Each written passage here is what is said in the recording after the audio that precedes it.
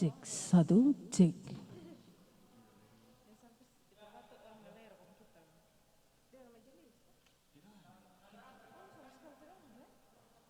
Tahu lagi.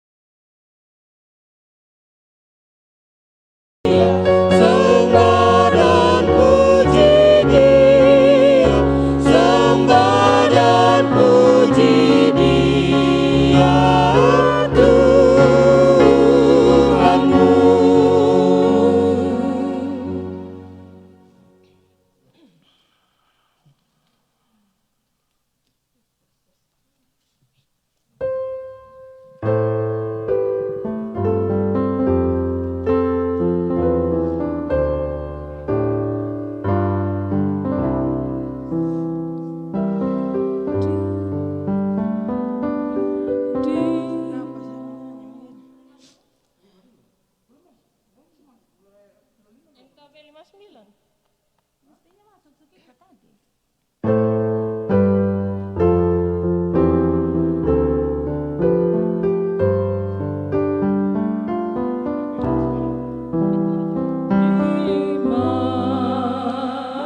Masuk 5 dulu kalau ini. Masuk 5 dulu.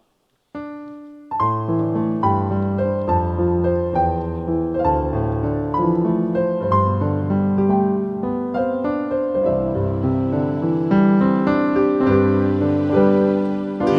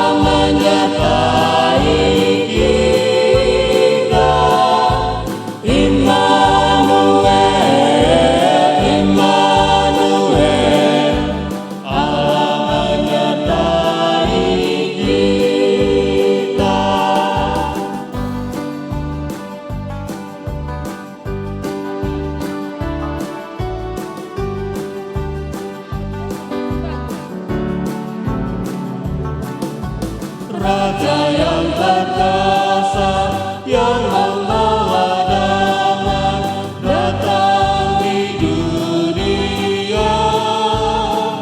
Namanya Yesus, namanya Yesus. Mari menyembahnya. Immanuel, Immanuel, Allah menyertai kita. Immanuel, Immanuel, Allah menyertai kita.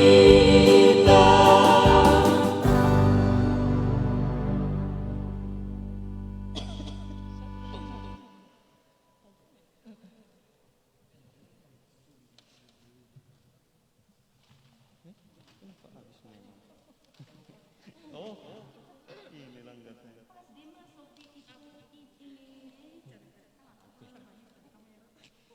Ya Allah betul.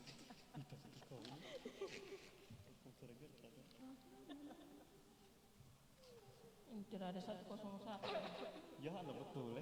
Oh ini. 101. Pakai HP sih.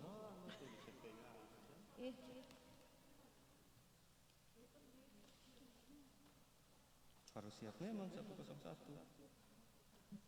Ambil lebih elok.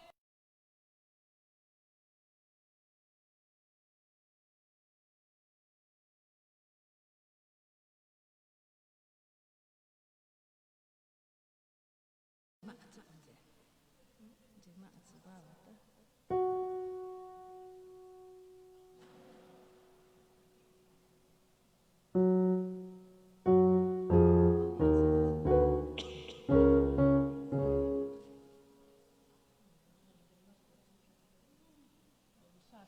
Bisa gini sebentar. Coba. Kalau gini kan bisa tarik nah. Ini keringet ya satu nih kita mau. Ini satu mau pakai baju semua biar. Kita maling langsung.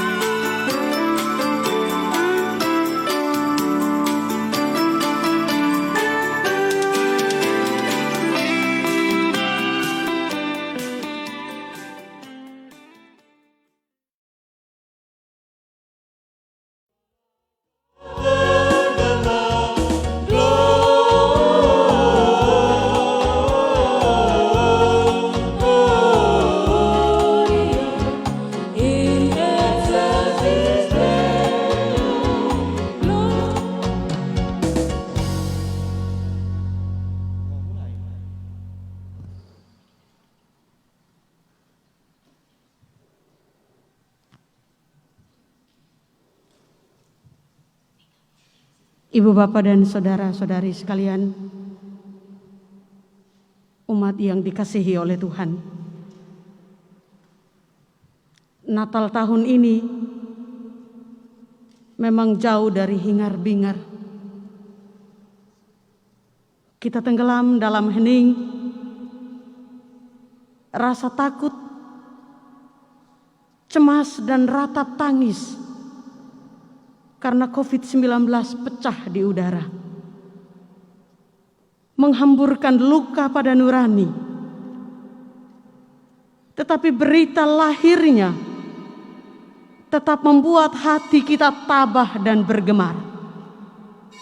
Karena itu, mari kita beribadah, merayakan Allah yang memasuki dunia, lahir dalam kesederhanaan. Gedung Jemaat 109.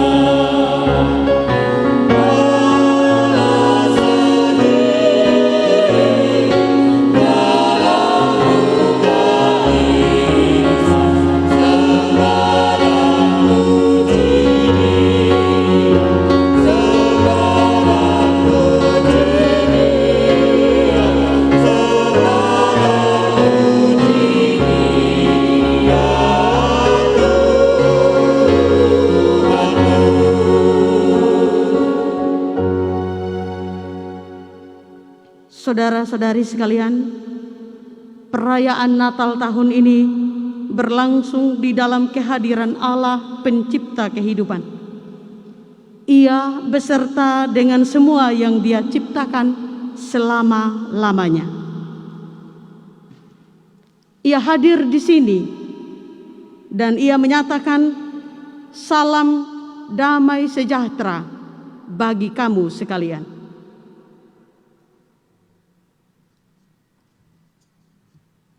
Amin.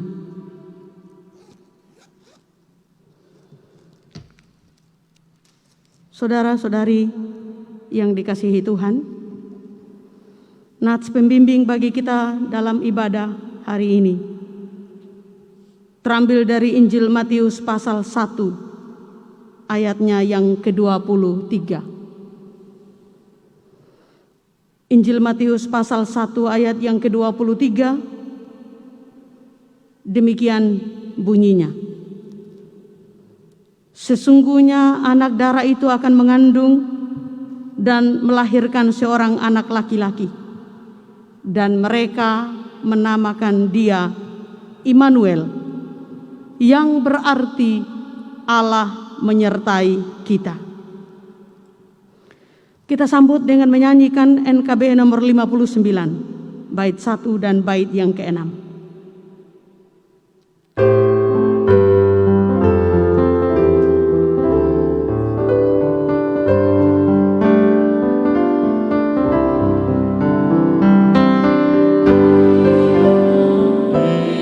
Allah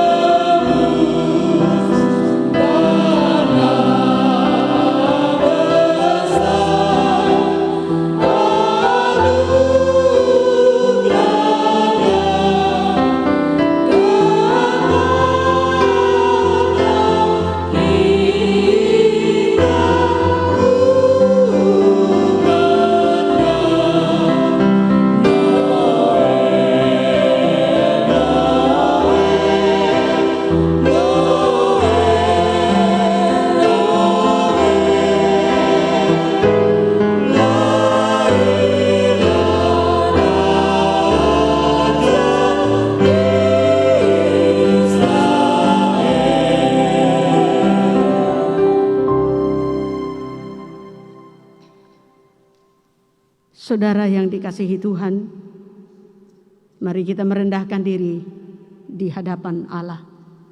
Kita berdoa. Ya Yesus Kristus Allah kami bersyukur karena Engkau selalu datang ke tengah umat-Mu. Sekalipun kami mengakui bahwa seringkali kami gagal melihat kehadiran Tuhan. Melihat Engkau dalam semesta yang Engkau jadikan. Melihat Engkau dalam pengalaman hidup kami sehari-hari. Melihat Engkau dalam suka, dalam duka, dalam bahagia, dalam kehilangan. Ya Allah, suara lembut-Mu menyapa semua orang yang berada dalam kegelapan kejahatan, putus asa, dan kehilangan harapan di tengah pandemi yang mengancam hidup kami. Ada banyak hal yang membuat kami keliru, jahat, dan tidak manusiawi berhadapan dengan sesama ketika kami ada dalam pandemi ini. Terangilah kami dengan rahmat-Mu, agar orang yang kami jauhi dapat kami sambut. Ketika Engkau mengampuni kami hari ini, sebagaimana Engkau menyambut kami, kiranya kami juga terdorong untuk menyambut sesama kami. Ya Yesus Kristus Immanuel, berilah kepada kami kekudusan yang mengikat kami dengan seluruh ciptaan-Mu yang telah kami rusak karena keserakahan, karena keegoisan, karena hidup kami berorientasi pada diri kami sebagai manusia. Di setiap saat ketika kami beroleh anugerah-Mu, di mana kami mengenali Engkau kini dan di sini, berikanlah ya Roh Kudus kepada kami keberanian untuk melompat kegirangan atas kedatangan-Mu. Sebab bersama-Mu kami mampu berkata tidak pada segala bentuk kejahatan, baik yang ada dalam diri kami, yang ada di dalam kehidupan bersama, dalam kehidupan sehari-hari kami. Demi Kristus Yesus, Allah yang mendatangi kami, Immanuel, kami merendahkan diri dan mohon pengampunan Allah. Amin.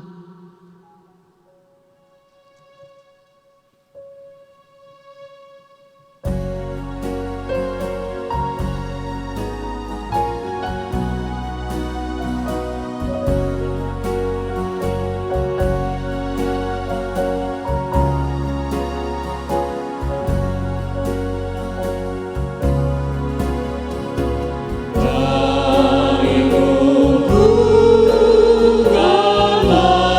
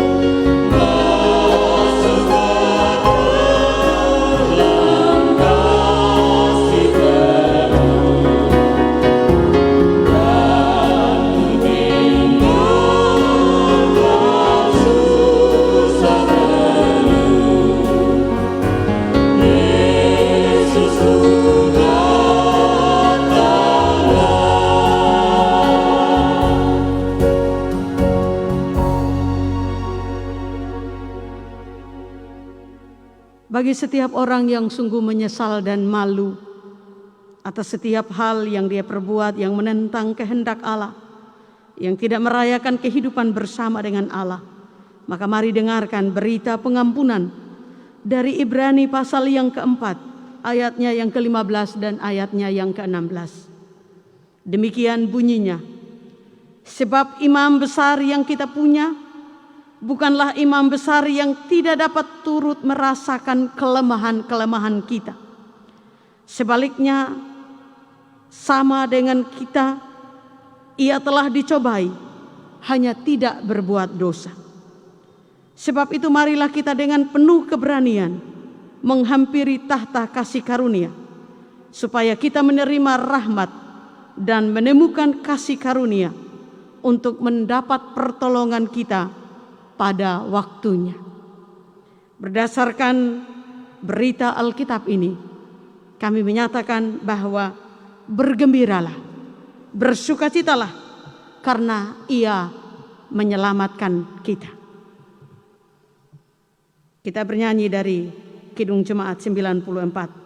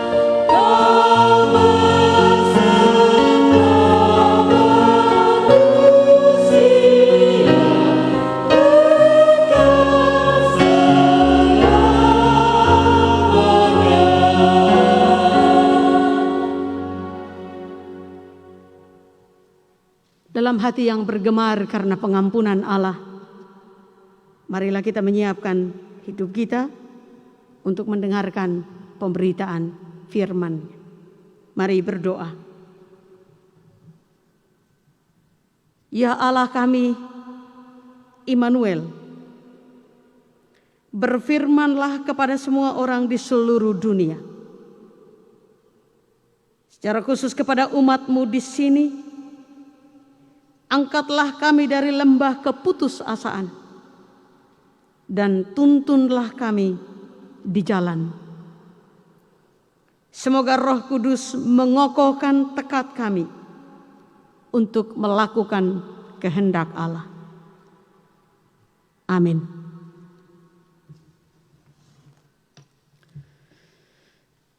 Saudara-saudari umat beriman yang dikasihi Tuhan, Pada ibadah Natal tahun ini kita membaca Injil Lukas pasal yang kedua, ayat 1 sampai dengan ayat yang ke-7.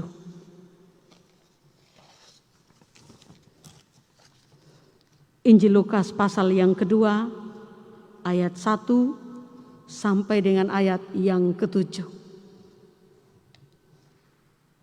Saya membacakannya untuk kita sekalian. Judulnya Kelahiran Yesus. Pada waktu itu Kaisar Agustus mengeluarkan suatu perintah, menyuruh mendaftarkan semua orang di seluruh dunia. Inilah pendaftaran yang pertama kali diadakan sewaktu Quirinius menjadi wali negeri di Syria. Maka pergilah semua orang mendaftarkan diri masing-masing di kotanya sendiri. Demikian juga Yusuf pergi dari kota Nazaret di Galilea ke Yudea, ke kota Daud yang bernama Betlehem, karena ia berasal dari keluarga dan keturunan Daud, supaya didaftarkan bersama-sama dengan Maria, tunangannya yang sedang mengandung. Ketika mereka di situ, tibalah waktunya bagi Maria untuk bersalin. Dan ia melahirkan seorang anak laki-laki, anaknya yang sulung. Lalu dibungkusnya dengan lampin dan dibaringkannya di dalam palungan, karena tidak ada tempat bagi mereka di rumah penginapan. Demikian pemberitaan Alkitab bagi kita sekalian dalam ibadah hari ini. Semoga Roh Kudus Tuhan memimpin kita untuk mendengar, menghayati, dan melakukan firman-Nya dalam hidup kita, dalam kegembiraan, dalam kehilangan, atau dalam segala pengalaman hidup kita. Ibu, bapak, dan saudara-saudari sekalian, saya mengucapkan selamat Natal untuk kita semua. Selamat berbahagia, selamat bersukacita. Natal tahun ini adalah Natal yang benar-benar mendorong gereja untuk tampil sederhana. Pagi hari ini saya baru memasuki gedung ibadah GKS Waingapu yang baru. Kemarin saya berpikir-pikir gedung itu kosong. Tak ada apa-apa di sana. Tapi rupanya sukacita Natal membawa beberapa teman untuk mendekor ruang ibadah ini. Memang saya berharap ruang ibadah ini apa adanya. Tapi karena sudah didekor, semoga tetap tampil sederhana. Lihat saja saudara-saudari sekalian rumah-rumah kita. Kita mau buat kue, hidangan paling enak. Pertanyaannya, mau makan dengan siapa? Kalau kita siap banyak makanan, makan dengan siapa? Makan sendiri kita tidak sanggup menghabiskan itu. Tahun-tahun lalu kita sanggup berbelanja sekian puluhan juta. Sekian banyak yang akan kita persiapkan. Tapi kali ini tidak. Kita mungkin sudah membeli banyak pakaian untuk perayaan. Tapi sekarang ibadah di rumah. Pakai apa saja pun tidak masalah. Orang berbaju kaos, duduk, bahkan berbaring di tempat tidur, bisa kemudian mengikuti ibadah sekarang ini. Kemarin saya bertemu dengan beberapa orang dengan ceritanya masing-masing.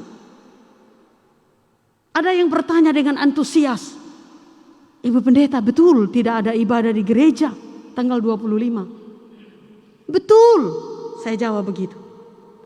Lalu dia tanya lagi, ini yang benar saja. Benar. Apa memang, saya bilang? Wah, saya sudah beli baju ibu. Rupanya dia pengen dengan baju yang baik, dia tampil dengan sukacita dan merayakan bersama-sama dengan semua saudara beriman dalam gedung ibadah.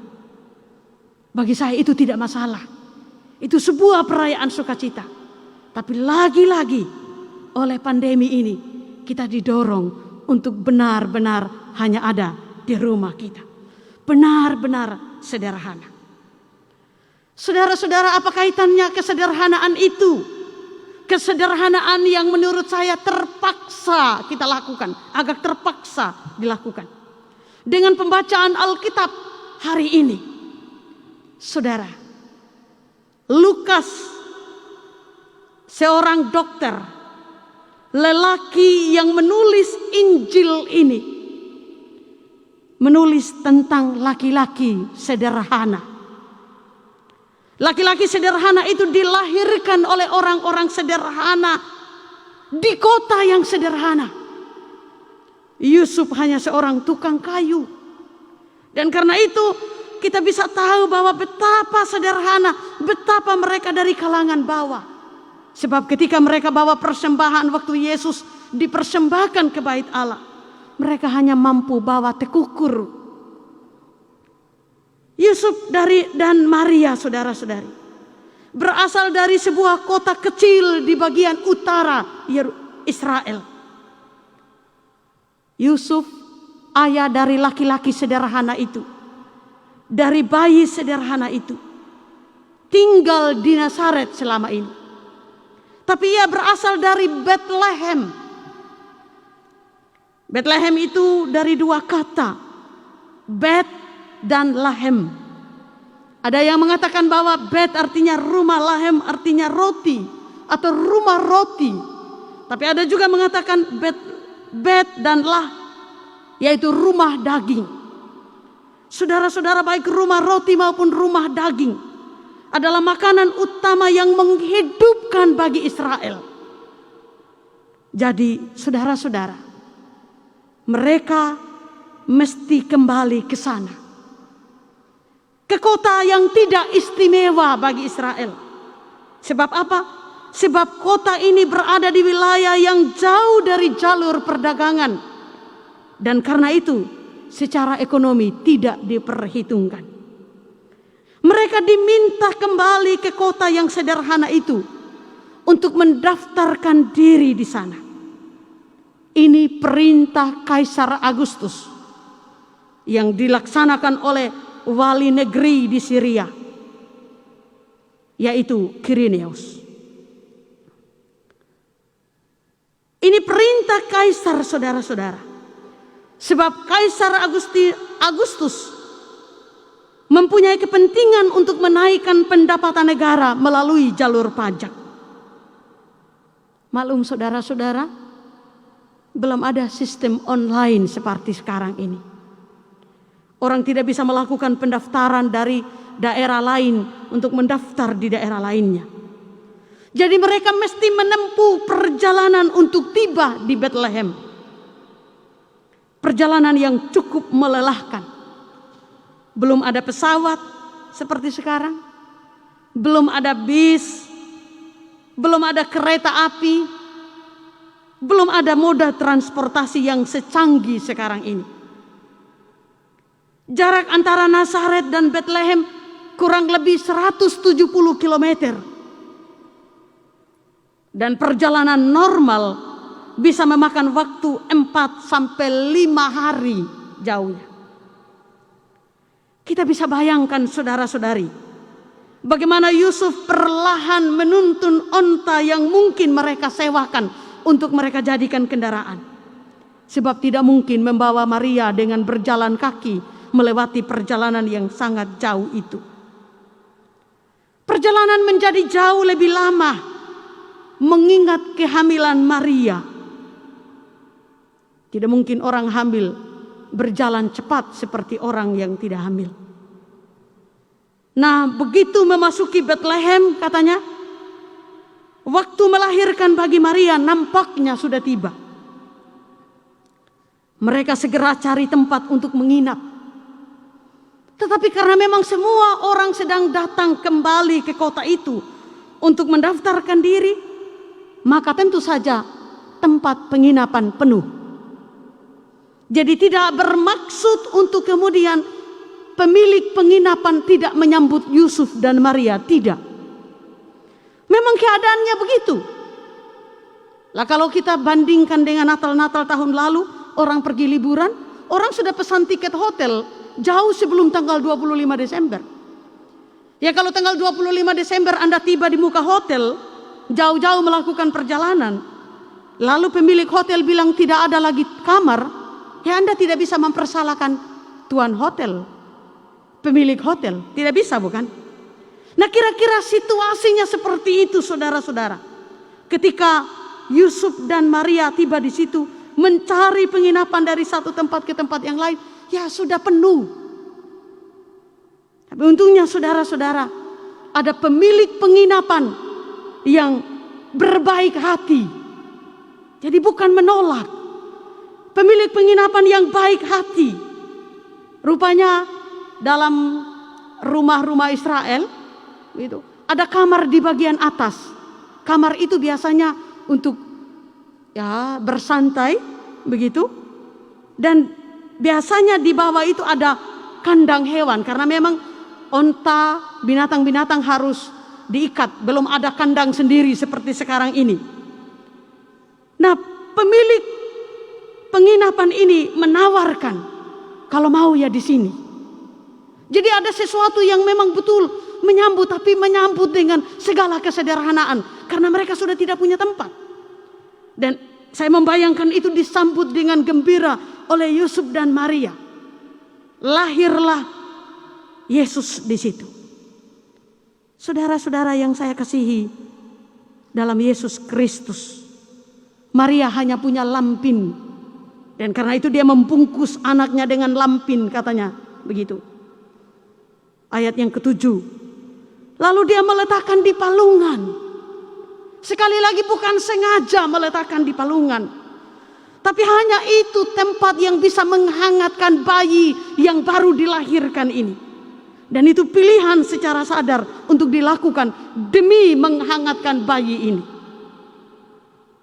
Saudara-saudara, Lukas bertutur atau bercerita tentang kelahiran Yesus seperti bayi manapun. Rupanya atau wajahnya biasa saja. Tidak ada cahaya yang berkilat-kilat. Berbeda dengan cara Matius dan cara Yohanes. Kalau Markus tidak menceritakan kelahiran Yesus. Tapi Matius dan Yohanes memberi kesan bahwa ini adalah orang yang sangat luar biasa. Matius dengan versinya, dia adalah Immanuel yang sudah lama dijanjikan. Ada unsur ilahinya di situ. Lalu kemudian Yohanes mengatakan firman yang menjadi manusia. Ada unsur ilahinya di situ. Tapi Lukas menceritakan dia bayi yang lahir seperti bayi siapapun. Dia lahir tanpa cahaya atau keajaiban apapun. Tetapi ada sesuatu yang penting di sini, yaitu bahwa Lukas menyatakan kelahiran Yesus bukan hanya terbatas pada Israel, melainkan untuk dunia. Ia memasuki dunia, ia merengkuh dunia, ia memeluk dunia. Kata dunia atau yang digunakan di sini adalah oikumene, menunjuk kepada dunia yang ditempati oleh manusia. Bayi ini menjadi bagian dari pengalaman dunia. Dan dunia pertama yang dia masuki adalah dunia Imperium Romawi. Dunia kekuasaan, dunia ekonomi, dunia perpajakan. Kaisar Julius Octavianus yang kemudian diberi gelar Agustus. Jadi Agustus itu bukan nama kaisar ya. Agustus itu gelar yang diberikan kepada kaisar, artinya yang mulia, penambah kemakmuran. Dia dianggap sebagai juru selamat dunia. Tapi justru pada masa dialah, ketika dia memimpin, Yesus lahir dengan sederhana. Saudara-saudara, Lukas menampilkan cerita full power dan sederhana. Full power ditampilkan oleh kaisar, sedangkan kesederhanaan ditampilkan oleh Yesus. Lukas kritis terhadap pemujaan terhadap kaisar. Karena itu saudara-saudara, ia memanggil orang-orang Kristen Syria untuk boleh taat terhadap pemerintah. Tetapi ketaatan terhadap pemerintah ada batasnya. Itu menurut Lukas. Batasnya apa saudara-saudara? Saat pemerintah berlaku lalim dan tidak melindungi hak-hak kemanusiaan, maka pada saat itu kebenaran mesti berbicara. Tetapi saudara-saudara, Lukas juga memanggil kritis terhadap pemerintah. Tidak boleh dilakukan melalui perang atau kudeta seperti yang dilakukan oleh kaum Selotis pada masa itu. Kita bisa baca dalam Kisah Para Rasul 5 ayat yang ke-37. Bayi yang dilahirkan oleh Maria ini, menurut Injil Lukas, adalah orang yang mengangkat orang-orang rendah ke tempat yang layak menurut martabat kemanusiaan. Ia adalah keturunan dari Daud, sebab Yusuf ayahnya adalah keturunan Daud. Tapi kebesaran itu justru terlihat ketika ia berdiri menyuarakan pembebasan bagi mereka yang tertindas. Setelah Yesus dewasa, saudara-saudara, ia berkata dalam Injil Lukas pasal 4 ayat yang ke-18 dan ayat 19 demikian. Roh Tuhan ada padaku, oleh sebab ia telah mengurapi aku untuk menyampaikan kabar baik kepada orang-orang miskin. Dan ia telah mengutus aku untuk memberitakan pembebasan kepada orang-orang tawanan, penglihatan bagi orang-orang buta, untuk membebaskan orang-orang yang tertindas, dan untuk memberitakan tahun rahmat Tuhan telah datang. Laki-laki yang sederhana itu mengatakan bahwa kebesaran dari keturunan Daud bukan tampak dalam kekuasaan, melainkan tampak dalam kesiapan berdiri untuk melakukan kebenaran, keadilan, perdamaian, dan membebaskan mereka yang kecil dan lemah. Ibu, bapak, dan saudara-saudari sekalian, apa makna bagian Alkitab ini untuk kita? Beberapa hal saya catat sebagai pokok renungan bagi kita. Yang pertama, kelahiran Yesus yang sederhana ini menggugat kebesaran, kekuasaan, kemajuan, politik, ekonomi yang tanpa prinsip kesederhanaan, yang tidak memanusiakan manusia, yang berpihak pada mereka yang kuat, yang berpihak kepada mereka yang punya modal, yang meminggirkan orang-orang lemah. Dalam model kuasa, politik, dan ekonomi yang demikian, wajah Allah tidak nampak. Immanuel tidak menjadi spirit. Kalau begitu,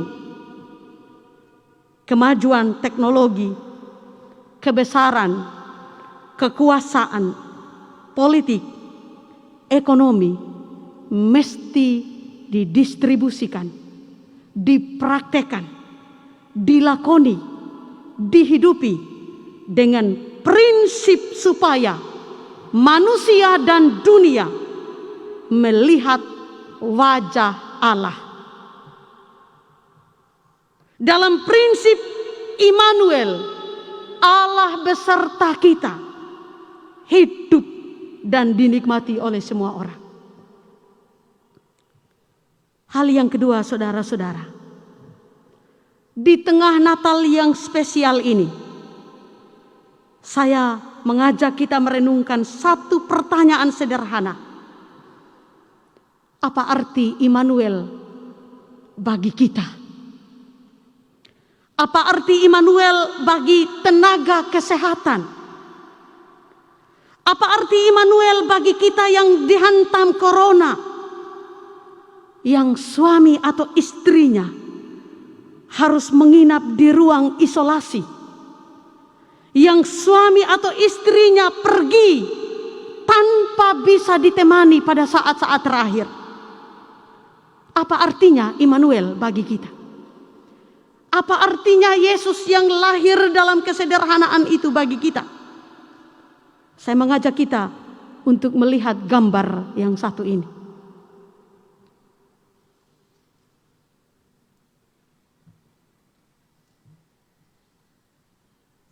Sudah tampak di layar kita gambar ini?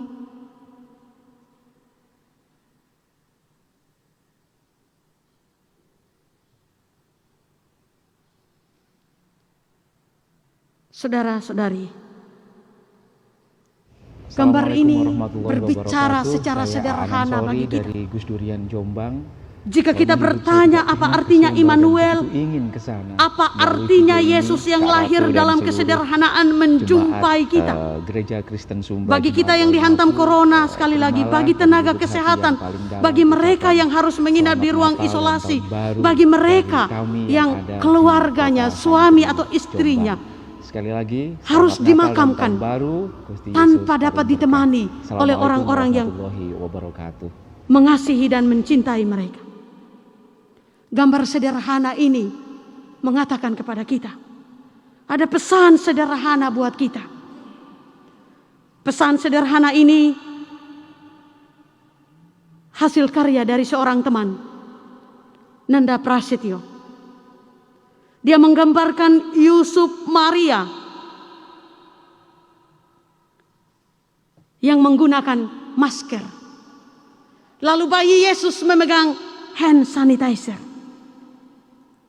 Kelihatan sederhana, saudara. Kelihatan tidak punya makna apa-apa. Toh hanya tinggal menempelkan masker dan menambahkan hand sanitizer di tangan Yesus. Tetapi tahukah ibu bapak dan saudara-saudari? Hanya itu yang bisa kita lakukan sekarang. Transmisi lokal yang berlangsung di daerah kita. Dan makin hari makin meninggi angka mereka yang terpapar. Hanya menyuarakan hal sederhana kepada kita. Taati protokol kesehatan. Cukup dengan menggunakan masker. Cukup dengan mencuci tangan dengan hand sanitizer. Atau dengan sabun di air yang mengalir. Cukup dengan menjaga jarak. Hal yang sederhana. Dia tidak butuh anggaran berjuta-juta rupiah. Dia tidak butuh modal yang sebanyak-banyaknya. Tidak, saudara. Sedikit, kecil, sederhana, tapi menyelamatkan. Hal yang berikut, saudara-saudara. Apa makna Immanuel bagi kita? Apa makna bayi Yesus yang sederhana itu bagi kita? Dengan tegas mau diberitahukan, ia ada dalam luka kita. Ia ada dalam khawatir dan resah kita. Ia tidak jauh. Ia tidak jauh dari kita. Ia ada di dalam kita, saudara-saudara. Ketika kita dengan setia mendengarkan apa yang Dia minta untuk sederhana kita lakukan, maka kita selamat. Dan sesama pun selamat.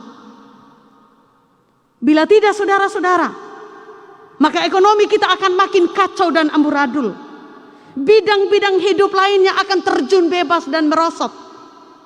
Tapi ketika kita mampu melakukan hal sederhana itu, maka Immanuel itu bukan hanya sekedar menjadi ungkapan pemanis di bibir, melainkan suatu realitas, suatu kenyataan di mana kita bisa saling berjumpa seorang dengan yang lainnya. Dengan gembira tapi penuh rasa haru, saya ingin mengutip pesan dari salah seorang warga jemaat kita. Dia adalah dokter. Dia bilang, mari gunakan masker kita. Mari mentaati protokol kesehatan kita. Supaya apa? Supaya tahun depan kita masih bisa rayakan Natal bersama. Sederhana sekali. Saudara-saudara, dalam kehilangan dan dalam kepergian yang tidak bisa ditemani, saudara ada dalam pelukan Dia. Untuk saudara dan saudari saya yang melepas pergi orang-orang yang kalian cintai dengan tidak dapat menemani mereka, entah ke dalam posisi sebagai suami, posisi sebagai istri, posisi sebagai saudara, posisi sebagai rekan kerja, dalam luka ratap dan tangismu, Allah ada di situ. Dia buat apa kalau begitu? Dia menemani saudara untuk merasakan luka itu. Dia menemani saudara untuk merasakan khawatir, gelisah, dan resah yang saudara alami. Dia adalah orang yang turut merasakan kelemahan-kelemahan, turut merasakan pengalaman kemanusiaan kita. Itu sebabnya dia harus dilahirkan sebagai manusia. Dia merengkuh kita. Saudara-saudara, hal yang ketiga, mengapa bayi sederhana itu yang oleh Matius disebut Immanuel lahir dalam kesederhanaan? Lampin dan palungan adalah simbol dari kemiskinan dan simbol dari mereka yang lemah dan tidak berdaya. Kalau kita membaca Injil Lukas berikutnya pada ayat 8 dan seterusnya, itu adalah pengalaman para gembala dijumpai oleh malaikat. Gembala yang tidak diperhitungkan dalam masyarakat pada waktu itu, tetapi mereka menerima berita itu. Kelahiran Yesus memanggil kita, saudara-saudari, untuk bersyukur karena hal-hal sederhana.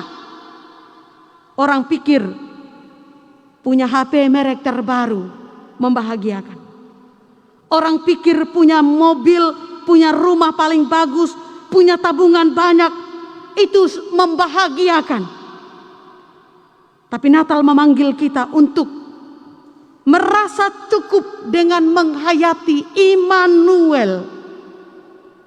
Sebab dengan kesadaran bahwa Allah beserta kita, kita tahu makna hidup kita, saudara-saudara. Kita tahu untuk apa semua berkat yang ada pada kita.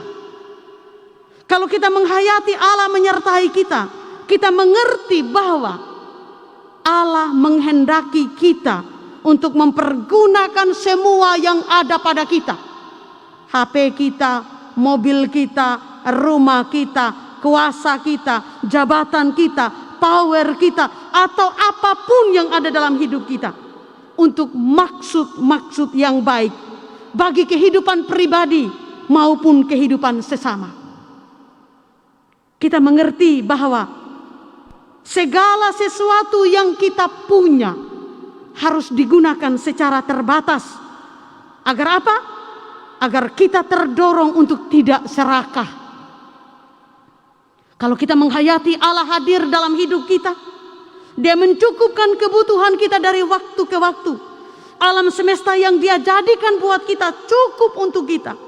Maka kita tidak terdorong untuk serakah. Karena keserakahan akan membuat kita kehilangan arah, meraup semua-muanya, mengambil segala-galanya, tanpa punya ruang untuk membiarkan semesta berkembang dan menjadi kehidupan baru lainnya.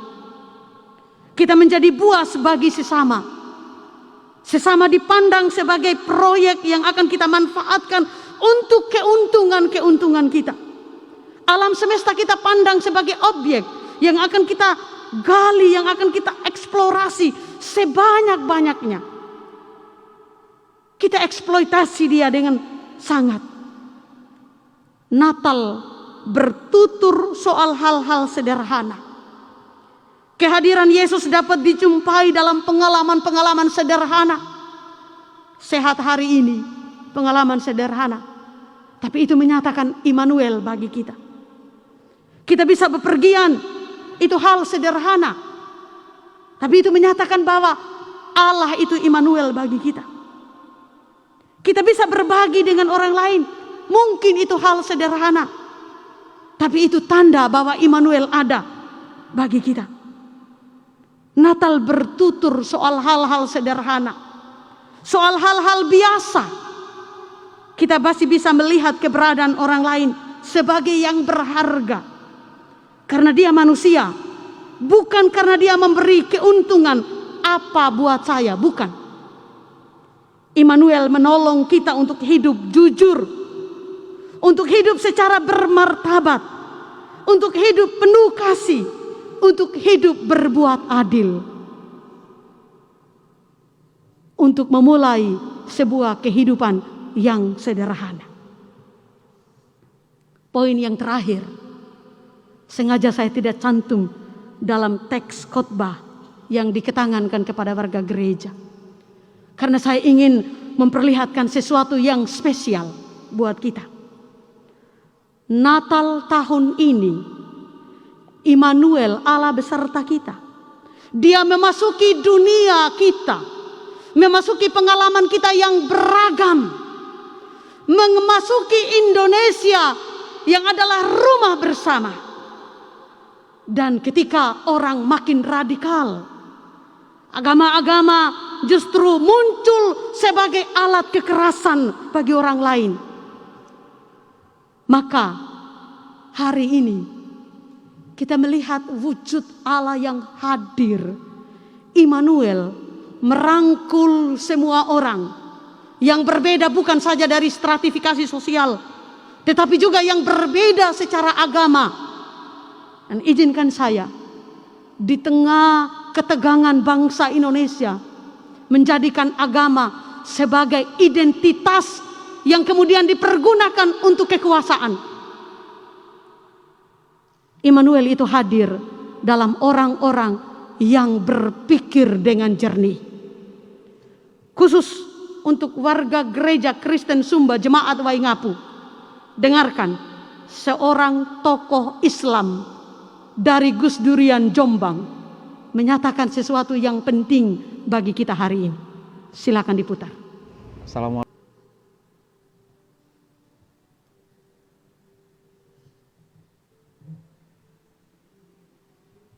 Assalamualaikum warahmatullahi wabarakatuh. Saya Aan Ansori dari Gus Durian Jombang.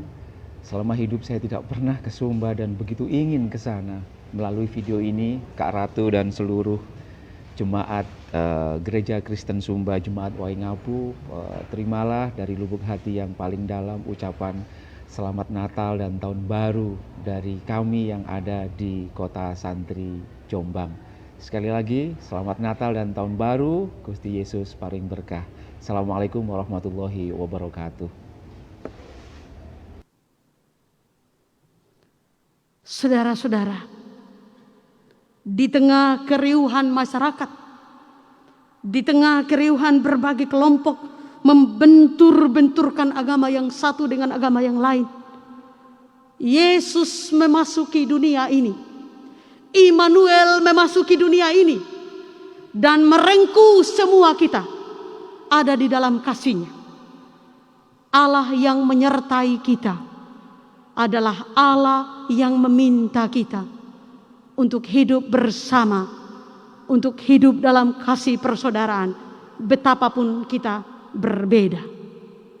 Dari Gereja Kristen Sumba Jemaat Waingapu, kami mengucapkan terima kasih kepada Gus Aan Ansori yang dengan penuh keberanian mengatakan Selamat Natal untuk jemaat ini. Ini kado yang istimewa buat kami. Kami melihat kebesaran hati untuk memandang bahwa kita beragam. Dan yang beragam itu dirangkul oleh Allah yang Immanuel. Selamat merayakan Natal untuk GKS Jemaat Waingapu, untuk masyarakat Sumba, untuk masyarakat Indonesia. Allah menyertai kita. Amin.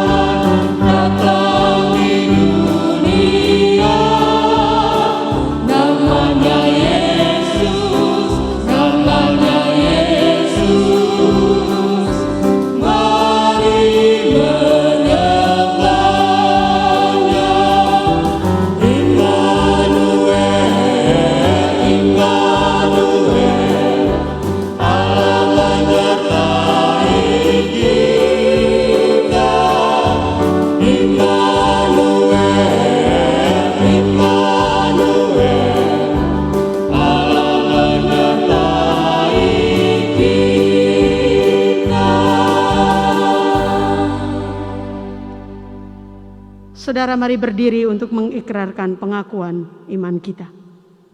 Dari rumusan pengakuan iman rasuli, hendaklah kita dengan hati dan dengan mulut kita sungguh-sungguh berkata demikian.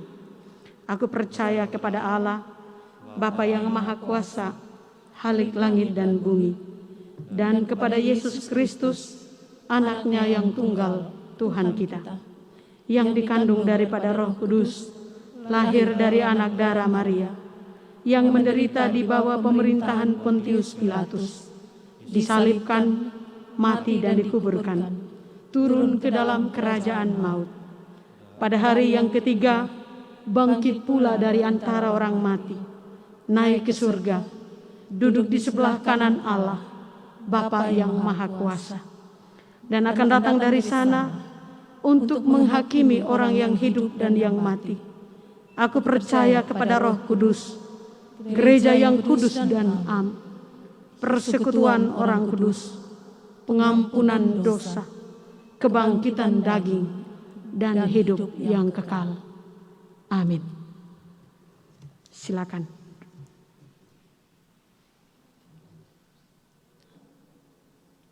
Saudara-saudari sekalian, kita memberi persembahan syukur kita. Kita menyanyikan Kidung Jemaat 101, bait yang pertama.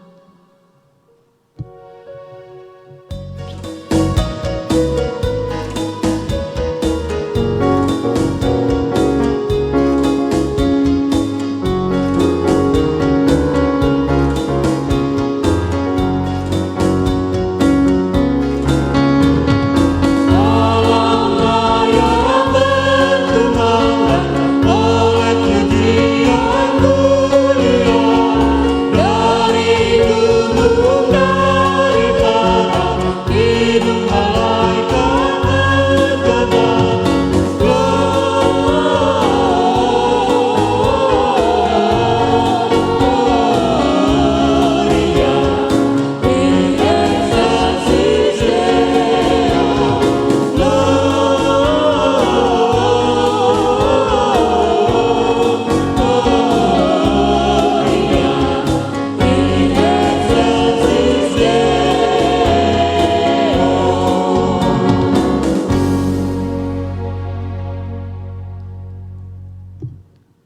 Kita menaikkan doa syukur dan syafaat kita. Kita berdoa. Maha besar Engkau Allah Tuhan kami, yang dengan rahmat dan kasih-Mu tak pernah berhenti menyertai kami. Terima kasih karena di momentum Natal tahun ini, kami kembali menghayati apa arti Immanuel bagi kami. Seorang bayi sederhana yang lahir dalam kesederhanaan, memperagakan hidup yang sederhana, supaya dalam kesederhanaan itulah Immanuel dapat kami rasakan, dapat kami alami, dapat dunia terima dan alami. Terima kasih untuk perayaan Natal tahun ini Tuhan. Terima kasih bahwa kami boleh beribadah seperti ini. Untuk menyatakan keselamatan, untuk menyatakan bahwa Allah hadir di tengah kami. Engkau menyapa kami dengan berita kelahiran. Engkau menyapa kami dengan mengingatkan kami untuk menggunakan semua yang ada pada kami. Entah itu kekuasaan, entah itu politik, entah itu kemajuan ilmu pengetahuan dan teknologi, entah itu jabatan, entah itu material lainnya. Kami gunakan secara sederhana, secara secukupnya, supaya kami bisa hadir bagi orang lain. Dan kehidupan punya waktu untuk merevitalisasi dirinya sendiri. Ya Tuhan, kami bersyukur karena Engkau memanggil kami untuk menghayati arti menjadi Immanuel dalam kaitan dengan pandemi corona, dalam kaitan dengan saudara-saudari kami yang terpapar corona, saudara-saudari kami yang mengalami kehilangan anggota keluarga karena pandemi ini. Tetapi juga bagi para sahabat nakes, dokter, perawat, dan semua orang tim COVID yang sungguh-sungguh berada di garda terdepan, melindungi segenap masyarakat. Tuhan, kami bersyukur untuk mereka. Dan kiranya kami semua boleh mempraktekkan semangat kesederhanaan, mentaati protokol kesehatan. Ya Tuhan, kami ingin bersyukur kepadamu oleh karena semua berkat, semua yang Engkau berikan bagi kami, dalam keluarga kami, dalam kebersamaan kami dengan orang lain. Waktu kehidupan, kesehatan, kekuatan, hikmat, dan berkat-berkat lainnya. Kami bersyukur menyambut itu Tuhan. Kami bersyukur bersama dengan saudara-saudari kami yang merayakan hari bahagia. Entah itu hari kelahiran, perayaan hari kelahiran, ataupun bertambahnya usia perkawinan. Tuhan, terima kasih untuk semua itu. Kiranya dengan kegembiraan kami boleh tetap merayakan hidup kami. Dengan kegembiraan mereka juga merayakan sukacita yang Tuhan karuniakan kepada mereka. Kami bergembira bersama-sama dengan semua keluarga yang telah melewati hidup bersama meskipun dalam kondisi yang sulit. Terima kasih Tuhan untuk kegembiraan-kegembiraan dalam keluarga. Untuk pengalaman-pengalaman bersama saling menguatkan. Terima kasih Tuhan. Kami ingin berdoa buat seluruh warga gereja. Terima kasih karena mereka mendengarkan Tuhan dalam hidup mereka. Terima kasih Tuhan karena mereka dipelihara oleh Allah. Bukalah hati mereka untuk melihat bagaimana besarnya kasih setia Tuhan. Dan bagaimana kegigihan, keuletan, ketekunan mereka untuk berjuang melewati bersama kondisi yang sulit ini. Hari ini biarlah semua syukur boleh melimpah ruah karena menghayati perjalanan hidup bersama dengan Allah. Kami ingin datang Tuhan, berdoa buat anak-anak kami, buat generasi bangsa kami. Tuhan, dalam jangka waktu yang lama mereka tidak bersekolah di ruang-ruang sekolah. Kami merindukan mereka untuk menjadi generasi yang cerdas.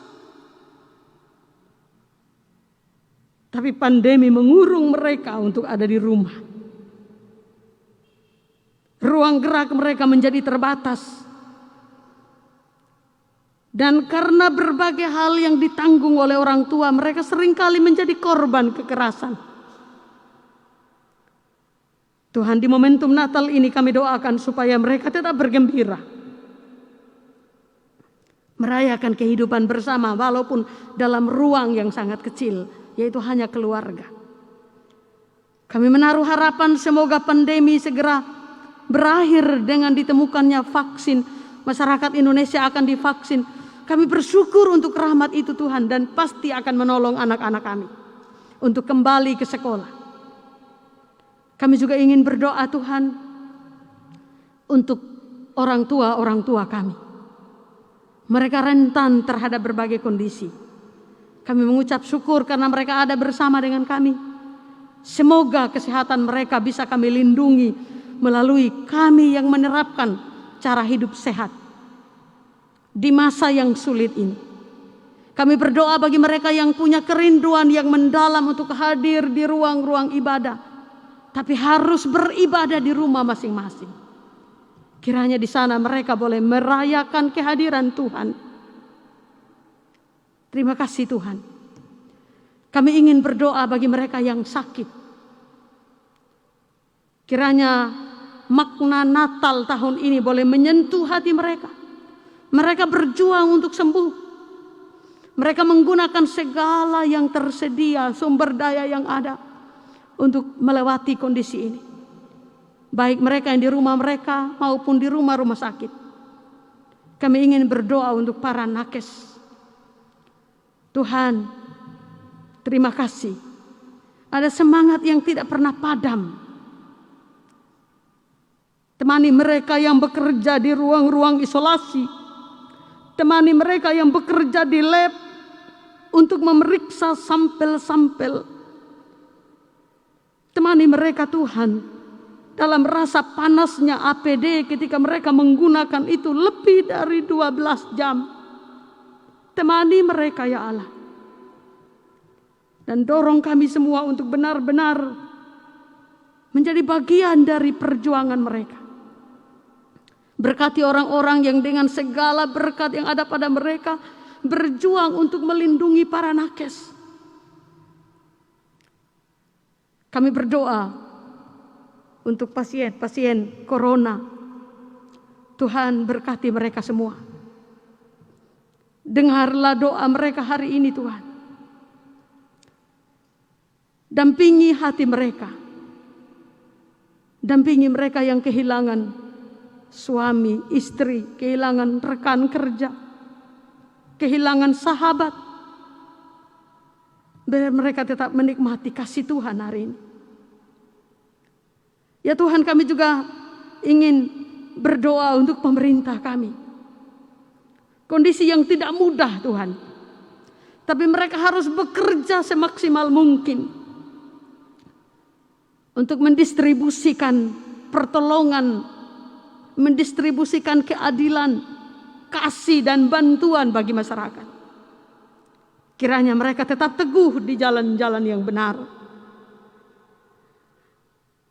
Kami berdoa untuk presiden dan wakil presiden, menteri-menteri dan kabinetnya. Tuhan berkati mereka. Kami berdoa untuk gubernur dan wakil gubernur. Tuhan tolong mereka. Kami berdoa untuk Bapak Bupati dan Wakil Bupati di Sumba Timur. Tuhan sertai mereka. Kiranya hati mereka terbuka untuk menikmati kehadiran Allah hari ini. Dan mereka tetap semangat melakukan tugas-tugas mereka. Kami berdoa untuk Bupati dan Wakil Bupati yang nanti akan dilantik setelah pemilu kada kemarin. Tuhan tolong agar mereka juga dengan spirit melaksanakan amanat undang-undang. Pak Kris Praing dan Pak David Melawadu, Tuhan sertai. supaya dengan hikmat yang Tuhan berikan mereka akan memimpin Sumba Timur untuk menyatakan kehadiran Allah yang membawa kesejahteraan dan kebaikan bagi masyarakat. Ya Tuhan, kami berdoa bagi kerukunan hidup kami bersama. Terima kasih karena di momentum Natal yang spesial tahun ini, di tengah maraknya radikal atas nama agama, tapi masih ada orang-orang yang berpikir dengan jernih. Tuhan tolong, Tuhan berkati. Itu menjadi rahmat Allah yang kami sambut dengan penuh ucapan syukur untuk kami kembangkan dalam hidup bersama. Terima kasih Tuhan. Kami berdoa untuk perjuangan gereja. Terima kasih karena gereja memutuskan untuk beribadah secara online. Walaupun kami bisa beribadah di ruang-ruang ibadah, tapi kami mengambil keputusan untuk bersama-sama merayakan kehidupan dengan saudara-saudari kami yang telah menjadi korban dari corona ini. Tuhan terima kasih. Tuhan memberkati BPMJ, Tuhan memberkati para penatua dan diaken, Tuhan memberkati para pendeta dan vikaris. Tuhan menolong agar berita yang disampaikan melalui pelayanan gereja adalah berita yang meneguhkan, berita yang mendorong warga gereja untuk bersikap jernih dan mengatakan hal-hal yang baik, bertanggung jawab dan benar. Terima kasih untuk tim pelayanan yang sudah mendekorasi ruangan ibadah ini, yang mengurus segala keperluan agar baik ibadah di sini maupun virtual dapat terlaksana dengan baik.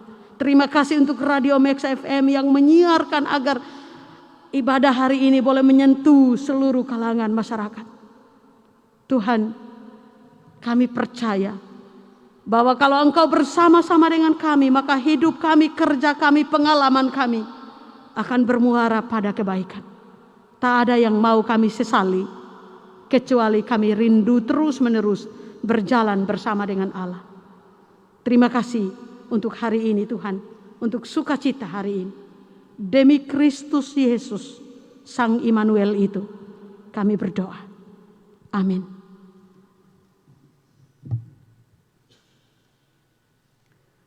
Saudara-saudari yang dikasihi dan diberkati oleh Tuhan Yesus Kristus, pandemi corona belum usai. Kehilangan dan kesepian menunggu di depan. Tawa dan air mata silih berganti. Namun marilah dengan gembira kita melanjutkan perjalanan kita, masuk dalam dunia dengan hati tabah dan teguh, karena Immanuel, Allah bersama kita. Marilah terima berkat Allah. Allah kehidupan bersamamu dalam gentar maupun girang, dalam keluhan maupun syukur. Ia memelukmu. Yesus Sang Immanuel berjalan bersamamu. Ia sahabat yang menemani kamu. Roh Kudus menghibur, menguatkan, memulihkan. Mulai dari sekarang sampai sepanjang segala masa.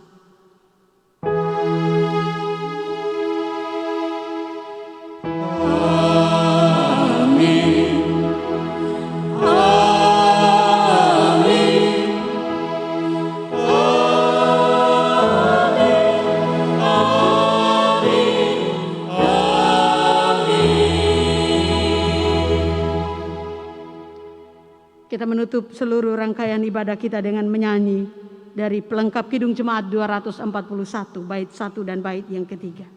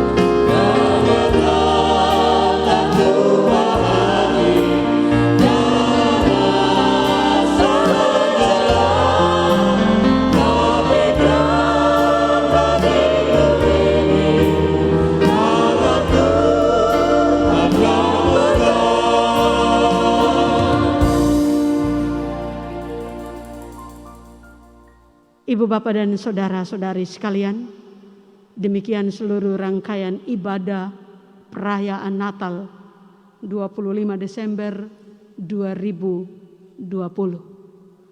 Atas nama Majelis Jemaat GKSW Ngapu, atas nama pribadi, kami menyampaikan kepada semua warga jemaat GKSW Ngapu, bahkan seluruh pihak yang mendengarkan siaran hari ini, kami ucapkan selamat Hari Natal 25 Desember hari ini. Momentum Natal yang unik, momentum Natal di mana kita diingatkan Allah beserta kita. Sampaikan salam untuk semua keluarga, sampaikan doa kami untuk semua orang bersaudara. Kita hidup bersama dengan baik, dengan rukun, mengupayakan kesejahteraan bersama. Selamat Natal Sumba Timur, selamat Natal Sumba, selamat Natal Indonesia, bahkan selamat Natal untuk seluruh masyarakat dunia. Tuhan memberkati kita sekalian.